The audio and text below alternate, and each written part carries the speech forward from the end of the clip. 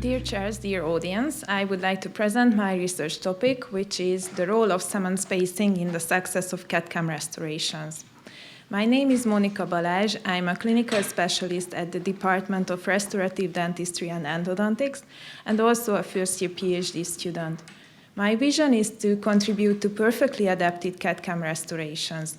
To achieve this, my mission is to find the best cement spacing parameters for CAD/CAM restorations.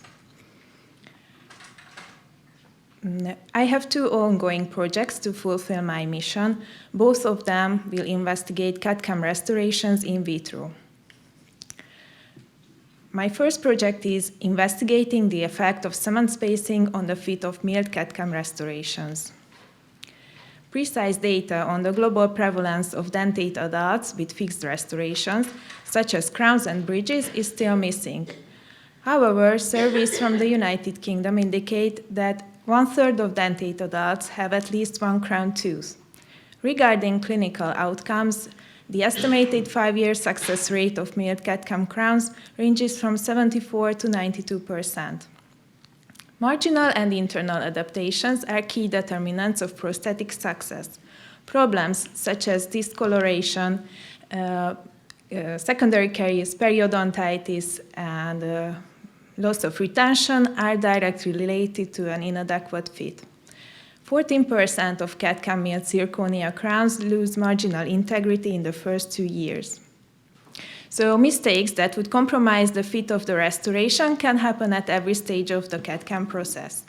Luckily, we have the cement space between the restoration and the abutment, which is able to absorb these mistakes. By adjusting this parameter, we not only provide space for the cement, but also reduce the misfit of the crown, which will then appear as a smaller marginal gap. Despite its clinical significance,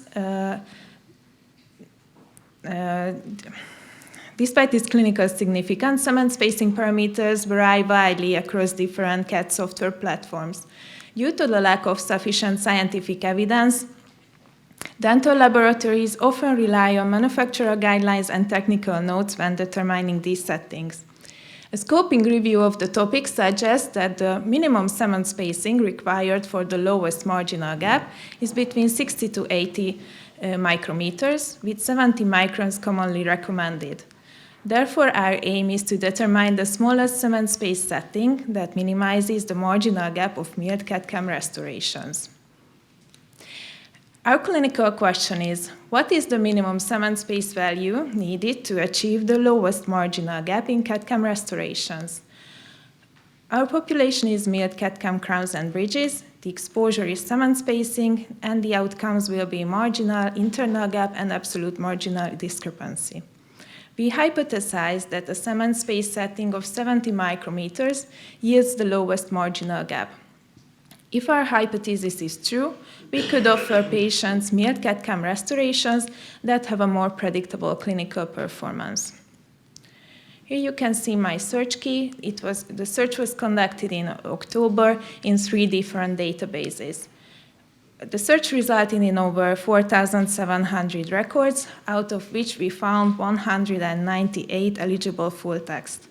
The citation chasing found an additional 46 articles. We finished the full text selection on the 27th of February, and we are currently in the data extraction phase. Now we move on to my second project, which is comparing additive and subtractive manufacturing on the fit of fixed CAD/CAM restorations. CAD/CAM systems primarily utilize milling, which is a subtractive technology. Although it is widely used in dentistry, it has several disadvantages. It faces difficulties in milling complex geometry objects, especially at the undercut area. It is also economically inefficient, since milling produces 90% of material waste, and you have to replace the burrs after 10 restorations, since worn burrs will compromise the marginal fit of the restoration. Milling is also time-consuming, since simultaneous manufacturing is not possible, and moreover, it is also expensive, both at the production and because of the high investment required for equipment.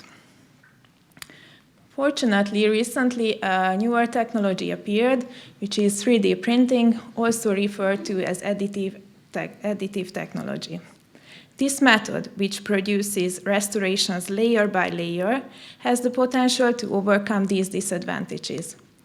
Although it is also widely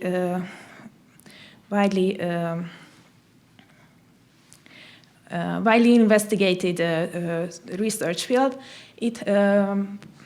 evidence still remains limited on whether its marginal fit reaches a clinically acceptable, similar to milling.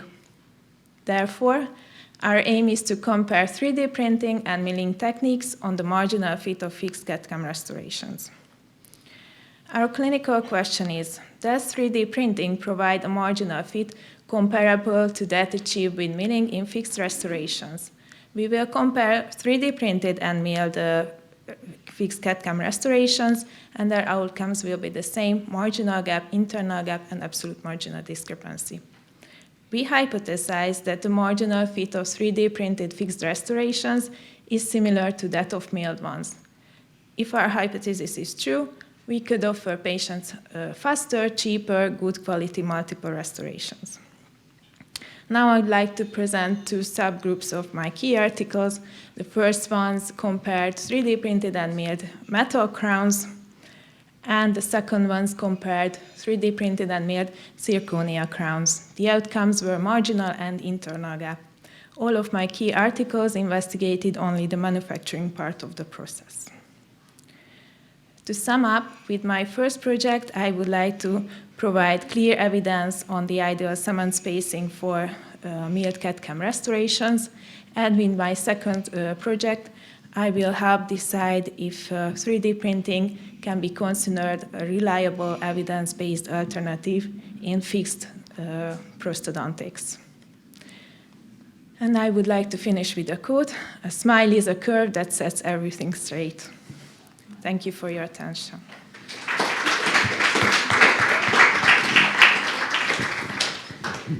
Thank you for your nice presentation. I will ask the audience if you have any question. Congratulations on your amazing presentation. So I would like to ask, since 3D printing is more fast, it is more economically efficient, it can deal with more complex geometries, then why in your first project don't you investigate the cement gap of 3D printed restorations? Yes. But we don't have enough. In my first project, I would like to do a multivariate matter regression, which requires a lot of studies. So that's why it is very beneficial that we have more than 200 articles.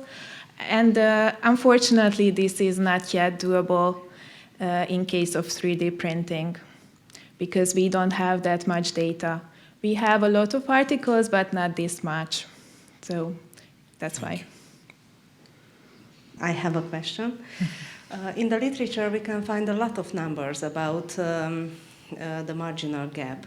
What do you think? What is the clinically acceptable marginal gap? Okay, thank you. This marginal gap was defined in the 1980s by Holmes et al. Back then, it was defined as 120 micrometers, but since then, we were able to produce more precise restorations, so nowadays we consider rather 100 micrometers to be a clinically acceptable marginal fit.